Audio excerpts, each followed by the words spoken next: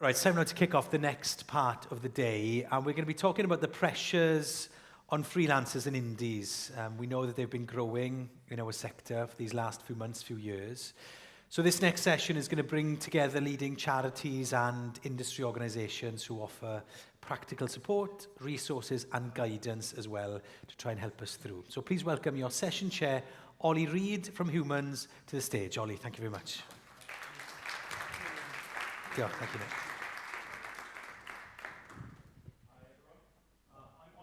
I am a multi-award-winning coach, advisor and mentor, and I co-founded and created a lovely little organisation called Humans, which was designed to help people to become happier, healthier, smarter and kinder in life and business. We're very pleased to have expanded from a series of talks in Bristol into Cardiff and into Adelaide and beyond. So if there's anything that I'm passionate about, it's people, it's support and it's communities. And it sounds like your industry especially needs a little bit of that support and needs people to come together to collaborate to help you to move forwards and understand and face the challenges with confidence and belief. So right now the screen industry is going through one of the biggest shake-ups it's seen. Audience habits are shifting fast, commissions are fewer, jobs are scarcer, and for a workforce that's largely freelance, the impact's been brutal. Just last week, Bectu revealed that nearly 40% of people in the industry are currently out of work, which is an incredible statistic. And for those still working, shrinking budgets, unhealthy workplace cultures, it means that lots of people are struggling, and with almost 2/3 of people saying they've thought about leaving the industry altogether because of the toil on their mental health. So we know that mental health and well-being play a part in how people are thinking and feeling about the work they do and the organisations they work within. So how can we change things?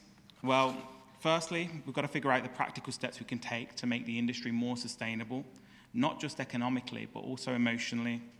And crucially, what support is already out there for people. It's one thing to know this support, it's another thing to go and take it. And this afternoon, we want to encourage you to be confident enough to not only understand the support, but to go and grab it with two hands to help you to move forwards. So our panel this afternoon is about being stronger together.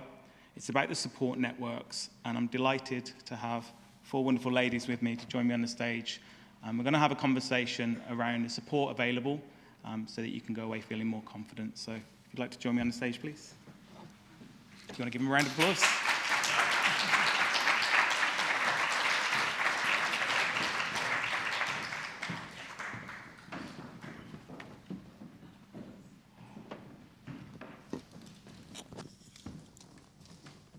Hello. Oh, it's loud, isn't it? Not so close next time, Olly. So let's start with introductions. Siân, would you like to lead us down from the bottom end there? Prynawn da, good afternoon. My name is Siân Gale. I work for Bectu and I work for a learning programme called Cymru. Just to reassure you, we're not a cult. It stands for Creative Unions Learning Together. So we're mainly funded through Welsh Government, through the Wales Union Learning Fund, and in terms of mental health and well-being, we're supported by Creative Wales. Hello, I'm Sophie Freeman. I'm an engagement producer at the Film and TV charity, working on the Whole Picture Toolkit for Mentally Healthy Productions.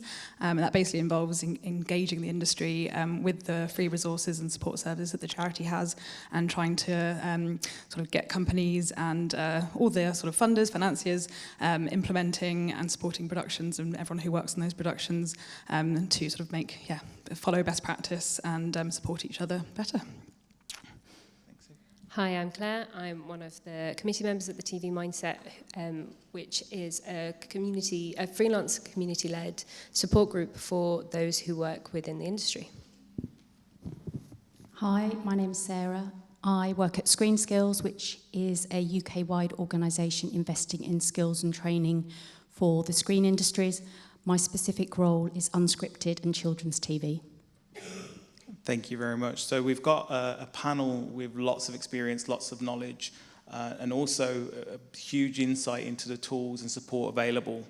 So Sophie, if it's okay, I'm going to start with you. We heard earlier the kind of statistics around the number of people wanting to leave altogether and the challenges with kind of mental health and well-being. Thinking about that, it's obviously pretty shocking. How does this compare to previous years, and what are the main issues people are reporting?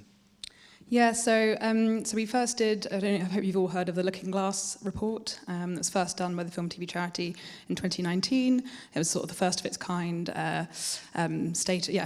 revealing the mental health crisis in the industry. And over the years we've done it, aiming to do it every other year, and it has sort of gone up, down, up in terms of the amount of people considering leaving the industry due to poor mental health concerns. But it's, not huge differences. Obviously in 2022 that went down because I guess we had the boom, but in 2024, it was 63%, sorry, and that was way up since 2019. But the sort of significant thing is that 32% have actually taken practical steps to leave the industry, and that number doesn't capture the amount of people who've already left. We are seeing a huge talent drain in the industry, especially those mid to senior career level, especially women and underrepresented groups. So that's obviously a huge concern. But the issues that are coming up, we know that from that first survey, we did a sort of look into what the core reasons behind such poor mental health in the industry were, and we call those the 3 Cs. Firstly, you've got sort of the conditions, which I'm sure I don't need to tell you, or include long working hours, ever shrinking budgets and demanding production schedules. The conditions are incredibly hard. Then you've got the culture, which includes very toxic workplaces, bullying and harassment, the sort of mentality that if you can't hack it, you're not cut out for it. And then lastly, capability, which kind of splits into 3 areas. Firstly, you've got limited line management training in the industry. Most people never have any official management training, so we sort of rise up through the ranks, and we don't know, we're never taught how to actually support people if we have those responsibilities. Secondly, obviously, as I mentioned, the sort of talent drain, which can cause lots of issues. If people are sort of over-promoted through no fault of their own, they may be in positions of seniority and responsibility that they're ill-equipped for. And then lastly, just around mental health literacy. And we've come a long way in the past decade or so in talking about mental health and reducing the stigma, but many people still don't have the language to talk about it or sort of know how to support their colleagues. We still need work to do around that. Thank you very much. And thinking specifically then around skills and capabilities, Sarah, going to come to you here. What support does ScreenSkills offer in this space to support the development of capability? Quite a lot. A range of interventions. We do in Unscripted quite a lot of short courses, which range from everything, leadership, which Sophie touched on, so managing people for the first time, leadership and management essentials, also things like mental health awareness for managers, so that people can recognise the signs and then look to other resources like the Film and TV charity to know what to do next, and talk to their employers and productions, etc.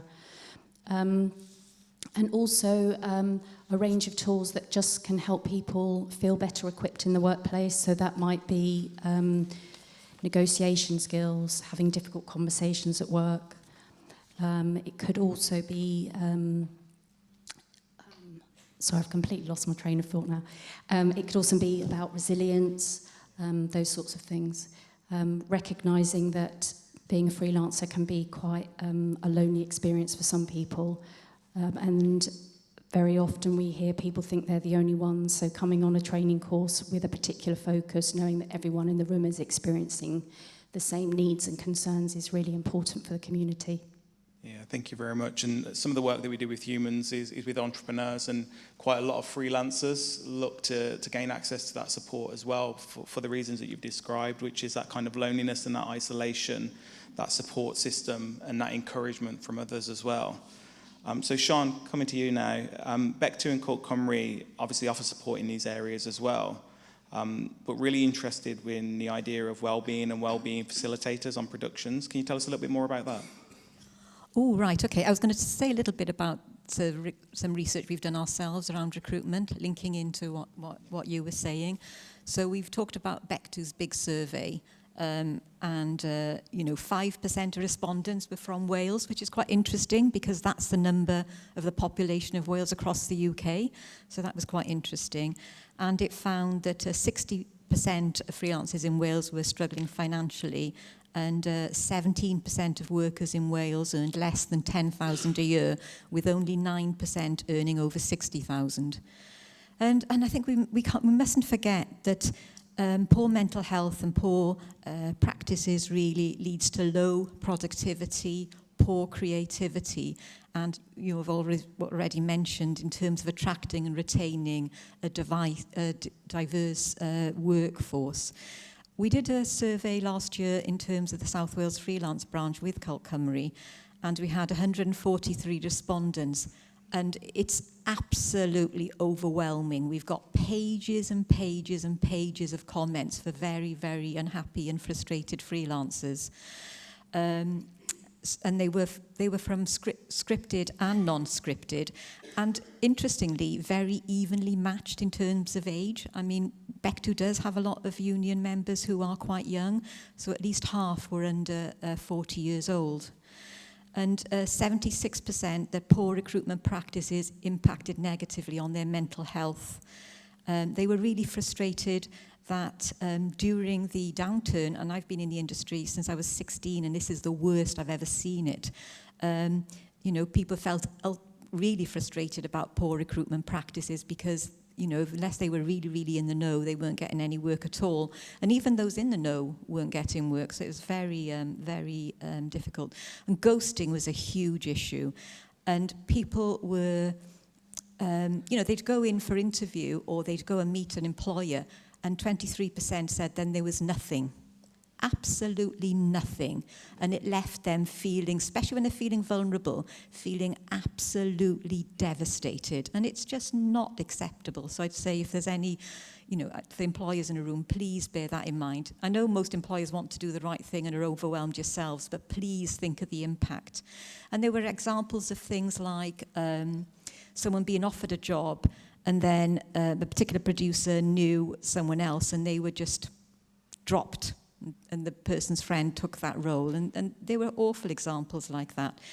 But then there were things like when productions are coming into Wales, there was frustration. There was a feeling that people in Wales weren't getting the work, that the people were coming in from outside and sometimes giving false addresses if the address was checked. So they said, look, there needs to be a central database where all freelancers can be included. So Wales-based production companies and those outside of Wales know exactly where to go. We do have a crew database with Creative Wales, but unfortunately it's not yet fit for purpose. So that's one positive thing that we would like to see happen in the future. All the other things that you were saying, and people felt, in terms of 91% felt that all managers should be mandated to have mental health risk assessment and stress training. 91%, and I think that, you know, just shows how important people feel that is. And then we're going to talk about it later, but people felt that they wanted help getting alternative employment when times were bad. So we have been doing this since COVID, really, looking at games, looking at theatre, the arts, and even for craftspeople making stuff for Christmas markets. What they don't want to do is work in a supermarket. They'd rather use their creativity in one way or another. There were some positives. People felt that the BBC and ITV on longer-term productions, in particular unscripted, were starting to recruit better. And S4C have started publishing their commissions on the website. So I think there are easy things that we can do, but it's about collaborating and discussing these like we are today. Diolch. Thanks, Siân. And you mentioned in there as well, we've heard all about the challenges and the impact that has on mental health. And lots of organisations are starting to think about mental health first aiders and things like that, which we could obviously argue that's reactionary to something, a deeper cause. So tell us a little bit more about those kind of wellbeing facilitators. How do they work? How do you get one? Where should people go to find them? The light is in my eyes, but can people put their hands up if they've heard of the wellbeing facilitator role? Great, well done, da iawn. So 2 years ago, I came with Roger Williams, who is a well-known producer here in Wales, and we did talk about the wellbeing facilitator role. So I'll touch on it rather than going into detail.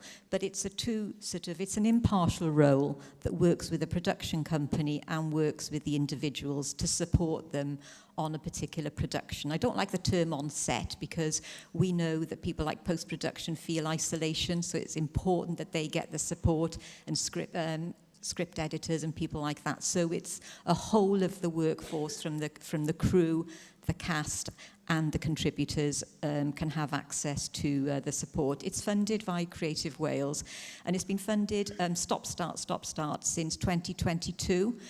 And we were at the very beginning of it because I met Michelle White from 6 Foot from the Spotlight a year before the pandemic, and we were in touch. And when the pandemic hit, we just thought, this was before the wellbeing facilitator role had been invented as such.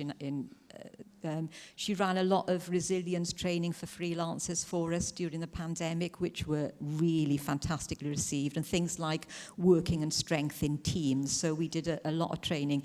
And then there was a discussion about this new role. So we had some money from Creative Wales and from the and from a charity to the Welsh Broadcasting Trust to train some wellbeing facilitators.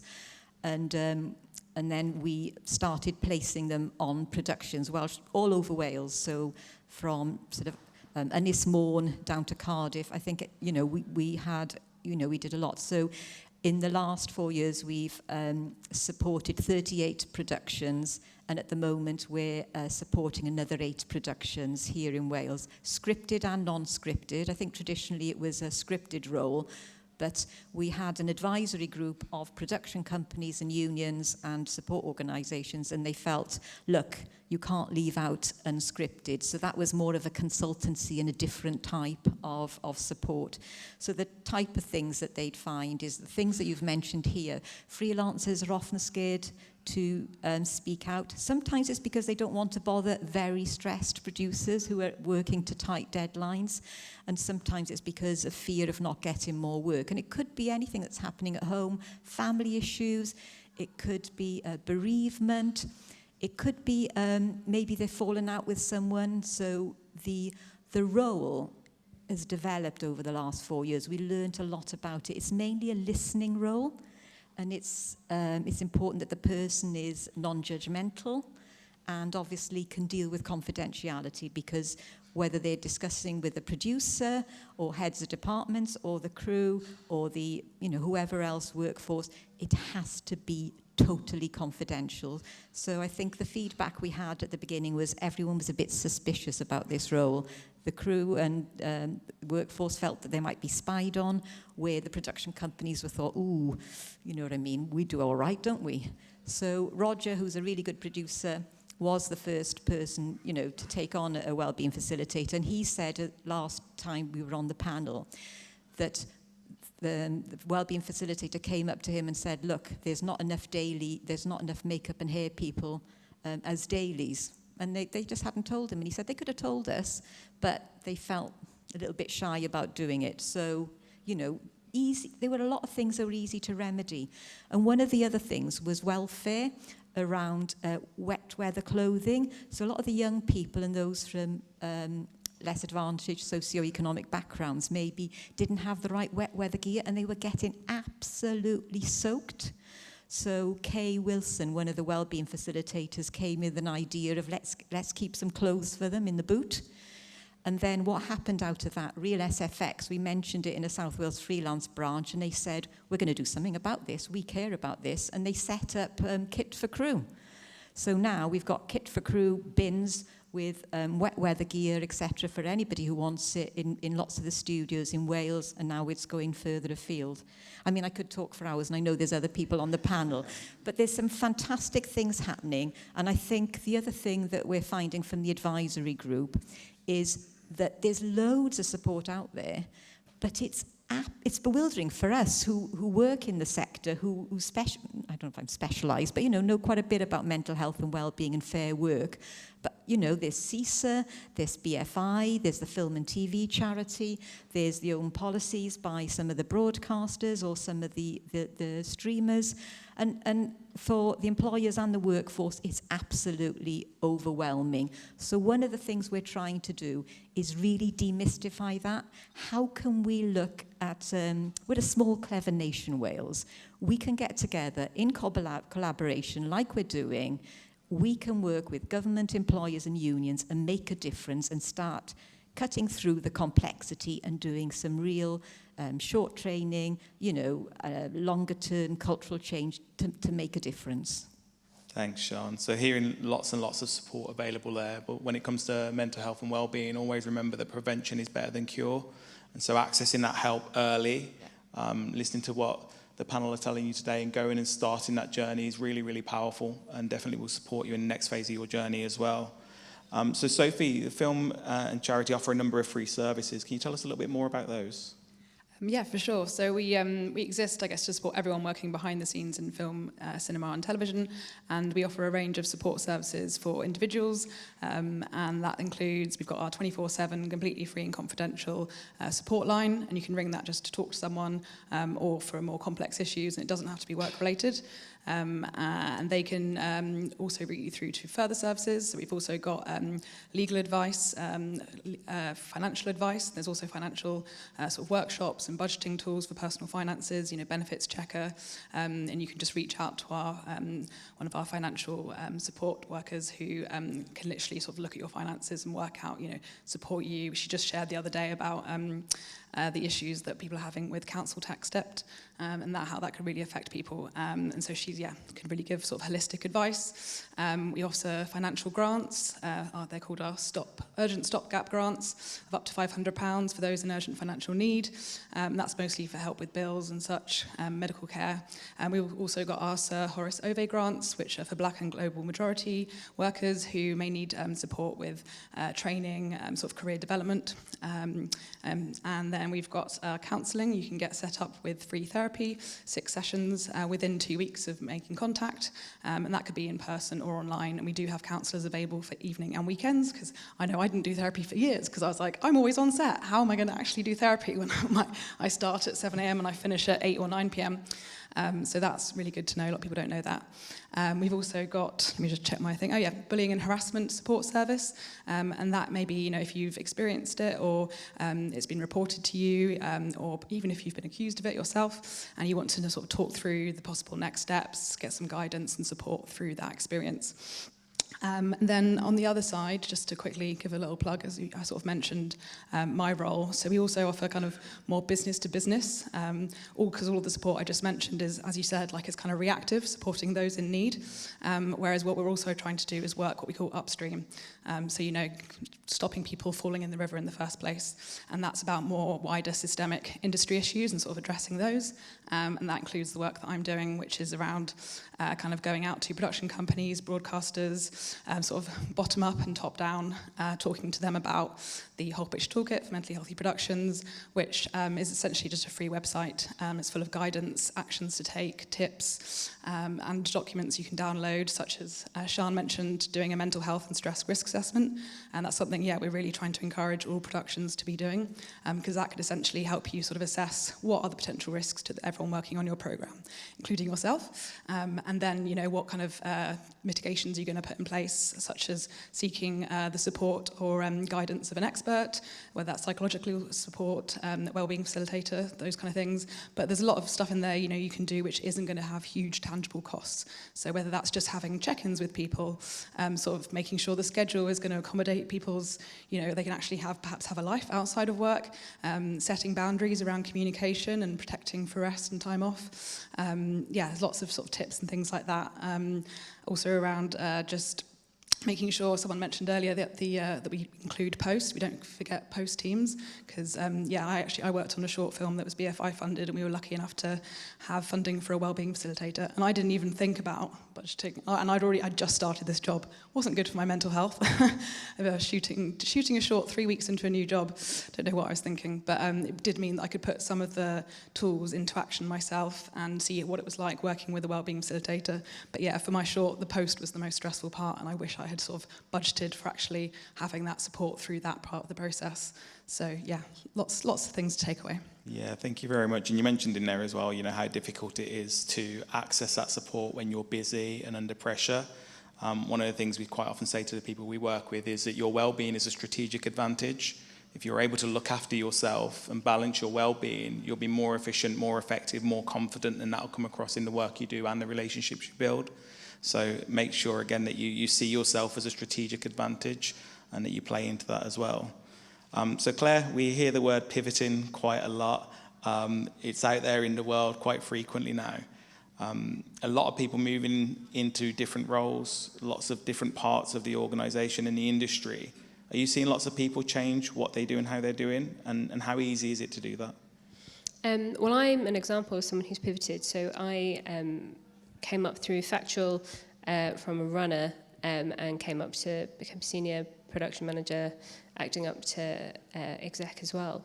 And since 2022, have not found any work in factual. There's very limited work. I live in the nations. I live in Scotland, and it's quite difficult to find the work. So I've, through luck and endeavours, have moved over to scripted, and I've had to take several rungs down, which is fine.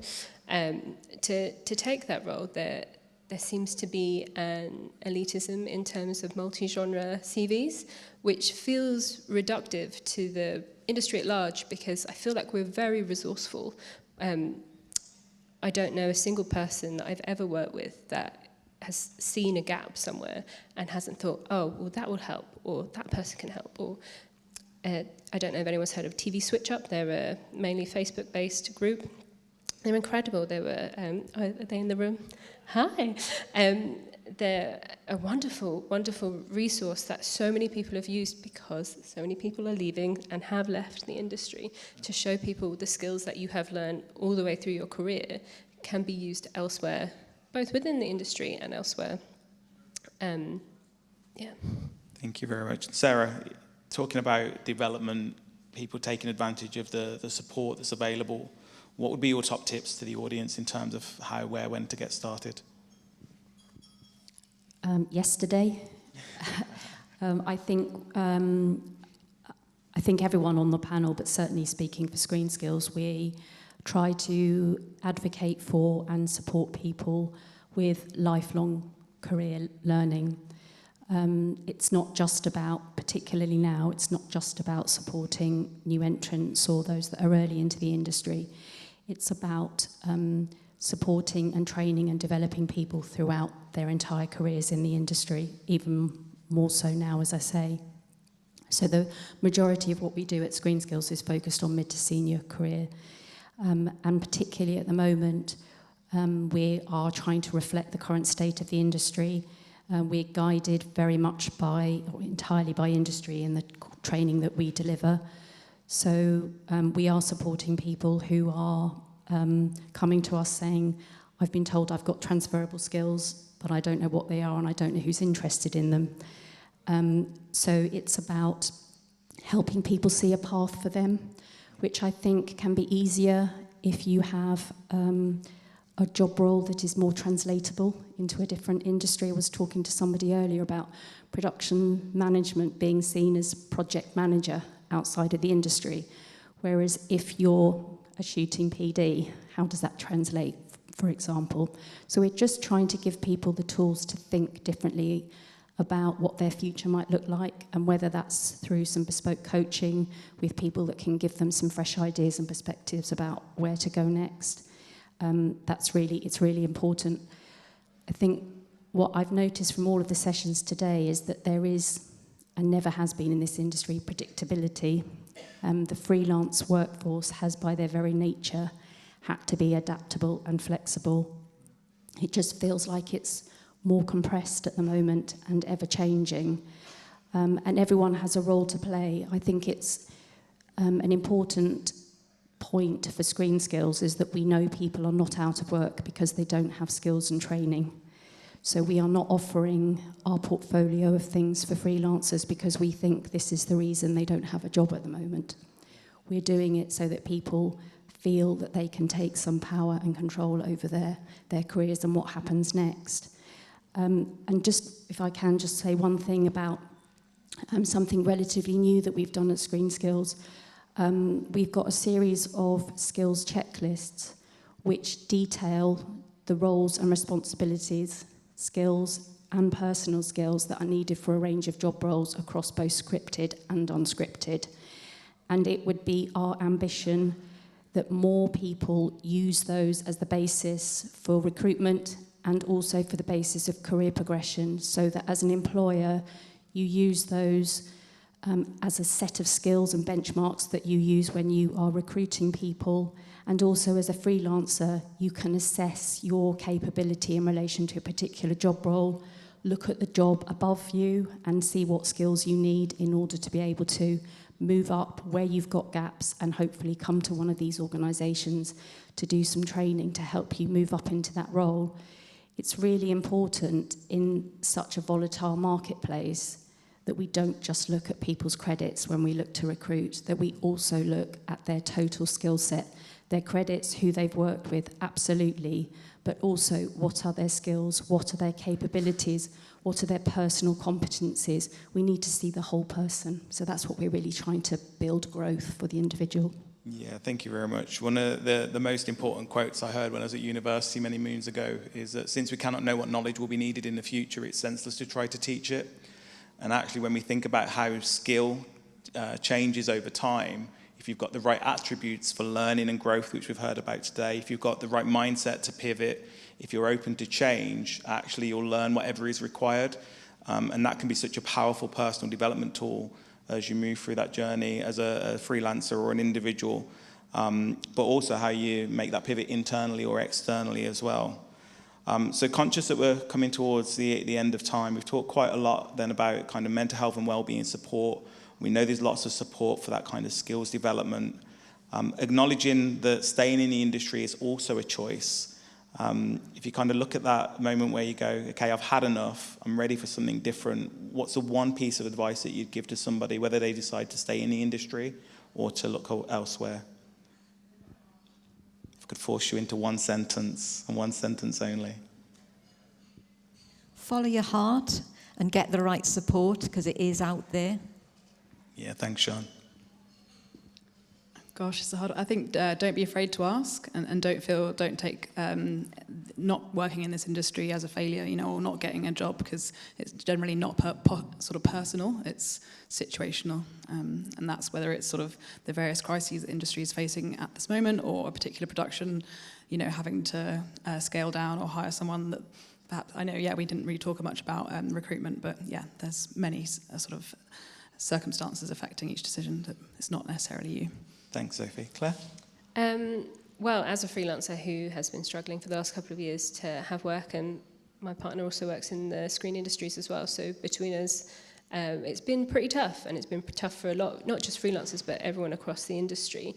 I've been questioning myself recently into what is going to bring me joy now, and what can I do to be happy in myself in my job role that's practical.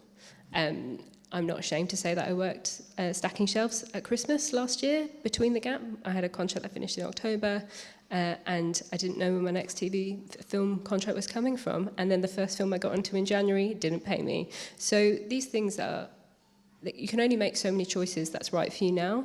So do what makes you feel good now that you can base in reality. Thank you very much. And Sarah, while you give us a last word, I think we've got a slide that's going to give you a QR code or some QR codes to the support that you've heard about this afternoon. So please do get your phones out, and please do follow those QR codes to the web pages so you can access the support after this as well. Sarah, your top tip just before we wrap up? I think echoing what the rest of the panel has said, I was going to say be honest with yourselves about what makes you happy and how you're going to get there. And I will also say reach out and talk to people, ask for help if that's what you need, ask for support if that's what you need, but you are not on your own. Thank you very much. And it's not on the screen here, but the NFTS and Amazon Prime Video, which is one of the biggest TV freelance support programs. They're going to support 1,000 people across the UK online. I think the website is launching tomorrow, so definitely worth having a look as well. They do also provide some in-person training, some here in Cardiff. And the top three areas that they're looking at are AI, podcasting, and digital as well. They're also supported by some of the panelists up here, including Bectu and ScreenSkills. And the idea behind that is that it's an upskill and reskill program as well. So please do look out for those. Please do take action. One of the things that we talk about in humans is it's not just the acquisition of knowledge, it's the application of it. It's one thing to know, it's a very different thing to do. So I'm going to encourage you to go away and do. Reach out, ask for help, and follow those QR codes. But thank you very much to our panel. If you can give them a huge, massive round of applause.